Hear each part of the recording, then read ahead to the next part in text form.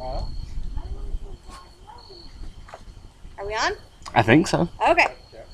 Thank you all for coming today to listen to my speech for my online public speaking class. Of course, my name is Melissa Mathias, and I am doing a persuasive speech today about spanking your children.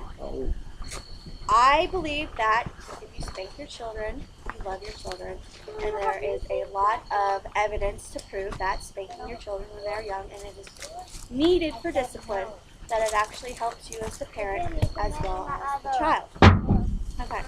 My thesis statement for this speech is that children raised with spankings in their household have not only more respect for rules and authority, but their elders as well. Spanking should be non-negotiable and only given when necessary. There is a fine line between spanking and child abuse, and that has gotten kind of iffy and a huge debate in the late 90s. Myself, I grew up in the 80s, and spankings were a normal thing in our household. I was not spanked a lot, but I believe that being spanked brought me up as a more respectful person. Now, everyone here, who was spanked as a child? Raise your hand. Okay. How many of you spank your children? Okay.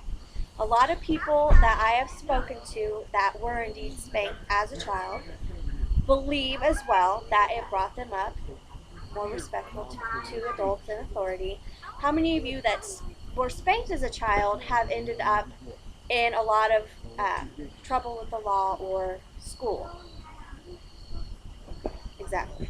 Okay. Now that is what I'm going to discuss here, that spanking does help you be raised with authority. Now, there is a difference between spanking and abuse. Webster's dictionary defines spanking like the Bible does, on the bottom with a flat surface such as your hand or a paddle. That is spanking. Growing up in the 80s, it was considered normal, and in the 90s it became debatable.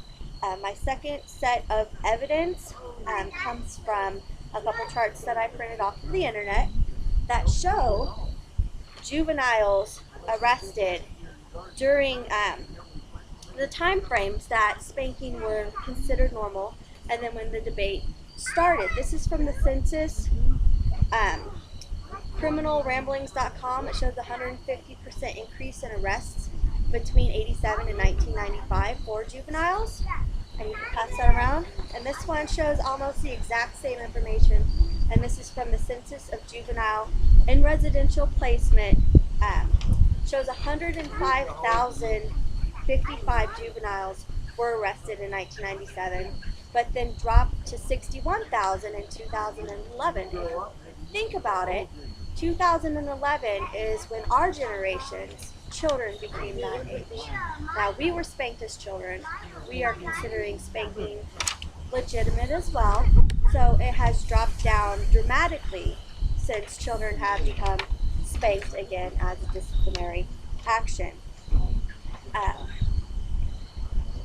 The Bible has great evidence supporting spanking. In Proverbs chapter 13, verse 24, the Bible states, "Whoever spares the rod hates his son, but who loves him is diligent to discipline." Now the Bible goes way back, way back. Ephesians chapter 6, verse 4 says that fathers, do not provoke your children to anger, but bring them up in the discipline and instruction of the Lord. Now, the instructions we are getting from the Bible is to discipline our children, to spank them on the bottom. Lastly, Proverbs chapter 23, verses 13 and 14, it says, "Do not withhold discipline from a child. If you strike them with a rod, he will not die. But if you don't strike him with a rod, his soul may go to Sheol." And that is a different name for hell.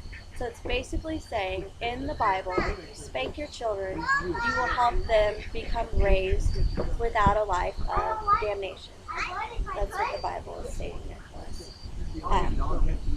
So in conclusion, spanking your children when it is necessary, not abusing your children, It states a level of respect in the children for authority and their elders. It teaches our children to follow the rules, because if there's no legitimate effect to their causes of misbehavior, they're going to feel they can get away with anything anyway.